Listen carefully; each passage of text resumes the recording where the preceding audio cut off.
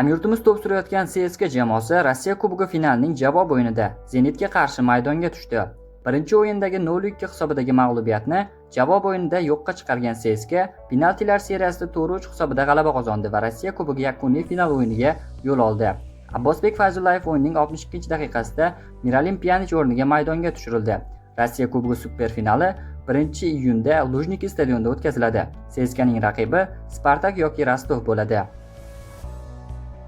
O'zbekiston Kubogi 3-turdan o'rin olgan Neftchi va Oqtepa jamoalari o'rtasidagi o'yindan keyin Server Jeparov matbuot anjumanida qatnashdi.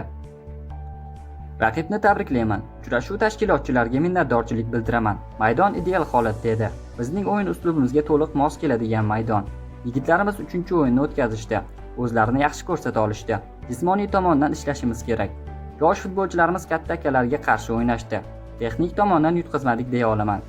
Bir necha vaziyatlar ham yaratdik. Yigitlarga harakat qilganlari uchun rahmat aytaman. Xatolarni kelgusida tuzatishga harakat qilamiz dedi Server Jeparov. Aynan ushbu o'yindan so'ng Neftchi jamoasi bosh murabbiyi Vitaliy Levchenko ham matbuot anjumanida ishtirok etdi. Yaxshi raqibga qarshi o'yin o'tkazdik. Natija yaxshi, o'yin sifatimizga savollar bor. Raqib yoshlardan iborat ajoyib jamoa ekan. Biz har bir rasmiy o'yinga jiddiy yondashamiz. Bugun rotatsiya qildik. Yigitlar o'zlarini tiklab olishlariga e'tibor beramiz. Olmaliqqa qarshi maydonga tushish imkoniyati hammada bor albatta. Ertadan OKMKga qarshi o'yinga tayyorlanamiz dedi Vitaliy Levchenko. O'zbekiston Kubogi E guruhi 3-turdan o'rin olgan Navbahor Fardi uchrashuvidan keyingi matbuot anjumanining ikkinchi qismida Navbahor bosh murabbiy Sergey Lutshan ishtirok etib, savollarga javob berdi. Bugungi o'yinni 2 bo'limga bo'lish mumkin. Uchrashuvning birinchi bo'limida garchi to'liq ustunlikka ega bo'lsak-da, hujumda unchalik ishlarimiz yurishmadi. Yigitlar tekis joyda futbolga o'zgarishlar kiritishga harakat qilishdi. Futbol allaqachon kashf qilib bo'lingan. Ular ko'rpani o'zlariga tortishga intilishdi.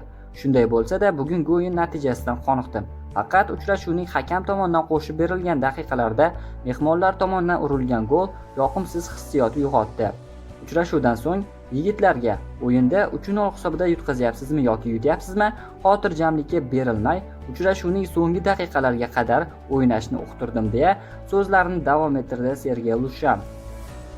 Osiyo futbol konfederatsiyasi 23 yoshgacha futbolchilar o'rtasidagi Osiyo Kubogi saralash bosqichiga qur'a tashlash sanasi haqida ma'lum qildi.